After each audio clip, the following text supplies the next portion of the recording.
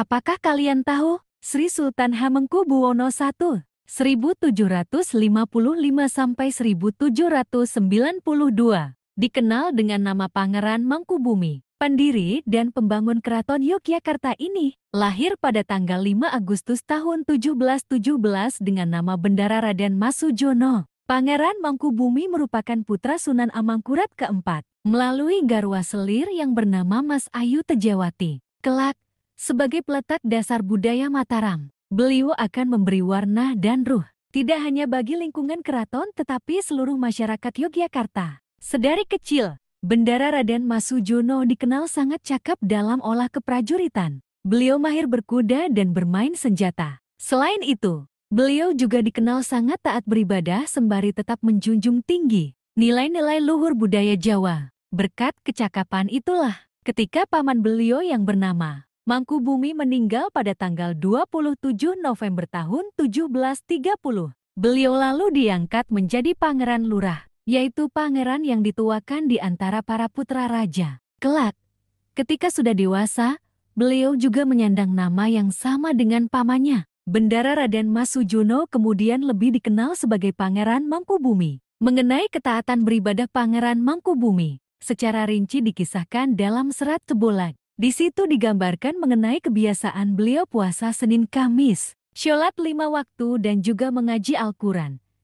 Dalam serat ini pula dikisahkan bahwa beliau gemar mengembara dan mengadakan pendekatan dengan masyarakat, serta memberikan pertolongan kepada yang lemah. Sifat beliau ini menghasilkan kesetiaan yang mendalam di antara para pengikutnya. Pada tahun 1746, ketika mengangkat senjata melawan Very North Indies Company (VOC), Pangeran Mangkubumi memiliki pengikut sebanyak 3.000 prajurit. Pada tahun 1747, jumlahnya meningkat pesat menjadi 13.000 prajurit, di mana diantaranya terdapat 2.500 prajurit berkuda. Kesetiaan dan kesediaan mengikuti beliau ini kemudian meluas hingga ke masyarakat umum pada tahun ke-1750. Era tahun 1740 adalah masa-masa berat bagi bumi Mataram. Pemberontakan merajalela, dimulai dengan Geger Pacina yang dipimpin oleh Sunan Kuning dibantu Pangeran Sambernyawa, hingga gerakan-gerakan sporadis yang dipimpin oleh Pangeran Sambernyawa sendiri pada hari-hari selanjutnya. Akibatnya keraton harus berpindah dari Kartasura ke Surakarta pada tanggal 17 Februari tahun 1745. Untuk memadamkan pemberontakan Sambernyawa, Raja Mataram saat itu Susuhunan Pakubuwono II mengadakan sayembara yang disambut dan dimenangkan oleh Pangeran Mangkubumi. Pangeran Mangkubumi kemudian bermaksud untuk mengendalikan pesisir utara Jawa sebagai langkah strategis mengurangi pengaruh VOC di bumi Mataram. Akan tetapi, akibat pengkhianatan dan kecurangan yang dilakukan oleh Pati Prenggoloyo yang didukung VOC, langkah Pangeran Mangkubumi menemui jalan buntu. Atas dasar peristiwa tersebut, Pangeran Mangkubumi kemudian memutuskan untuk keluar dari lingkup istana dan memulai serangan terbuka terhadap VOC. Keputusan tersebut menuai dukungan dari Pangeran Sambernyawa. Bersama Sambernyawa, Pangeran Mangkubumi berhasil membebaskan beberapa daerah dari cengkeraman VOC. Di sisi lain, pada akhir tahun 1749, kondisi kesehatan Pakubuwono II semakin menurun. Belanda memanfaatkan kondisi ini sehingga muncul traktat yang berisi penyerahan kerajaan Mataram seluruhnya kepada VOC pada tanggal 16 Desember tahun 1749. Hanya berselang hari, Pakubuwono II wafat dan kemudian digantikan oleh putranya, Pakubuwono III.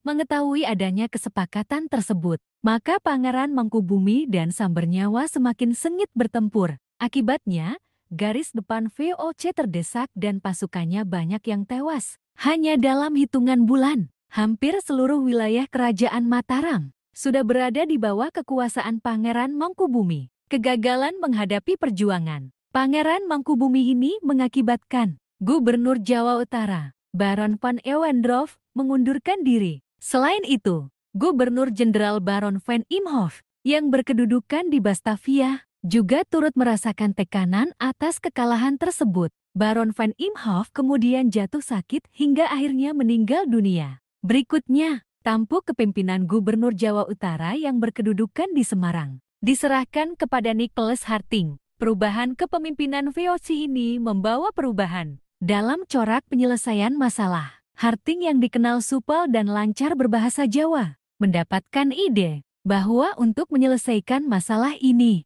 hanya bisa didapat dengan cara mendekati Pangeran Mangkubumi dan menawarkan jalan perdamaian. Sadar bahwa dia tidak bisa melakukannya sendiri, maka Harting mengutus seorang keturunan Arab, Syekh Ibrahim atau lebih dikenal dengan Tuan Sarip Besar, untuk menawarkan jalan perundingan kepada Pangeran Mangkubumi. Pada tanggal 23 September tahun 1754, pertemuan antara Harting dengan Pangeran Mangkubumi membuahkan hasil. Kesepakatan yang diperoleh merupakan rancangan awal perjanjian yang kemudian dikenal sebagai Palihan Nagari. Hasil kesepakatan ini disampaikan kepada Gubernur Jenderal dan Pakubuwono III. Kata sepakat dari Pakubuwono ketiga diperoleh pada tanggal 4 November tahun 1754.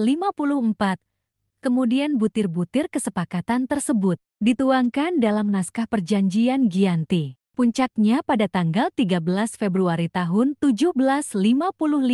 Perjanjian Giyanti ditandatangani oleh pihak-pihak terkait. Dengan ditandatanganinya perjanjian tersebut, babak awal Kesultanan Yogyakarta dimulai pada Kamis Pon, 13 Maret tahun 1755, 29 Jumadil Awal 1680.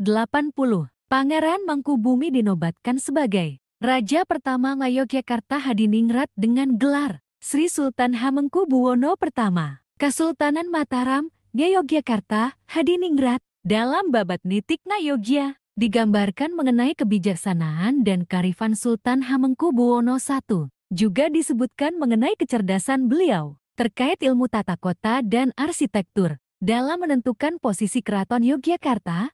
Menurut catatan itu, beliau mempertimbangkan letak dan keadaan lahan agar berpotensi menyejahterakan dan memberi keamanan untuk penduduk Yogyakarta. Keraton Yogyakarta yang berdiri kokoh hingga saat ini menempati posisi yang sangat strategis. Terdapat batas-batas alam berupa Kali Kaude di sebelah timur dan Kali Winongo di sebelah barat. Di sebelah utara dibatasi oleh Gunung Merapi, sementara di selatan berbatasan dengan Pantai Laut Selatan. Arsitektural Keraton Yogyakarta sendiri sepenuhnya dirancang oleh Sri Sultan Hamengkubuwono I yang juga merupakan arsitek Keraton Surakarta. Tidak hanya tata ruang dan bangunannya, semua hiasan bahkan tumbuh-tumbuhan yang ditanam di kompleks keraton dirancang sedemikian rupa, sehingga memiliki nilai filosofis dan spiritual yang tinggi. Selain kompleks keraton, Sri Sultan Hamengkubuwono juga membangun kompleks Istana Air Taman Sari. Atas hasil karya serta karakter kuat, Sri Sultan Hamengkubuwono I,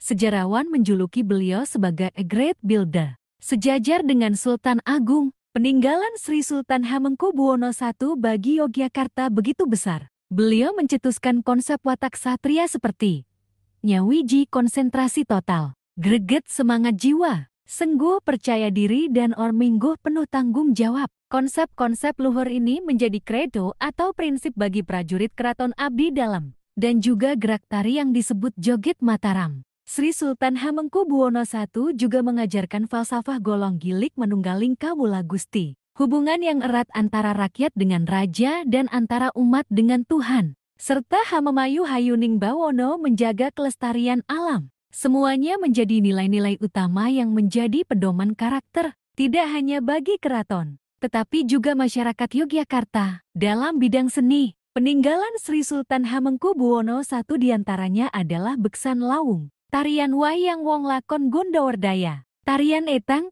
dan seni wayang Purwo. Sri Sultan Hamengkubuwono I wafat pada tanggal 24 Maret tahun 1792, 1 Ruah 1718, dimakamkan di Astana Kasuwargan, Pajimatan Imogiri, kelak pada tanggal 3 November tahun 2006. Sebuah negara non-kerajaan yang proses kelahirannya sangat lekat dengan keturunan beliau akan menganugerahi Sri Sultan Hamengkubuwono I sebagai pahlawan nasional atas jasa-jasa dalam memperjuangkan jati diri bangsa. Sumber www.keratonjogja.id. Terima kasih telah mendengarkan kisah Sri Sultan Hamengkubuwono I. Semoga hidup kalian menyenangkan. Sampai jumpa di video selanjutnya.